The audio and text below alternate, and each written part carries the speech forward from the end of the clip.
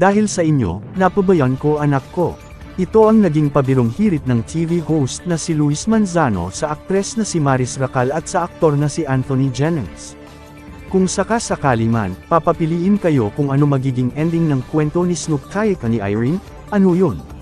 Tanong ni Luis. Magkaka-baby sila. Sana magka-baby sila para naman may closure yung ano natin, yung paghahabulan sa isa't isa about pregnancy, sagot ni Maris.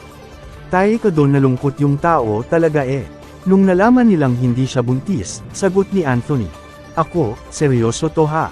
Di sa pang-aano, kahit papaano may ginagawa ako sa buhay. May asawa at may anak. Pero every time na maglalabas ng teaser tungkol sa results, inaabangan ko, kwento naman ni Luis. Alam mo, dahil sa inyo, napabayan ko anak ko.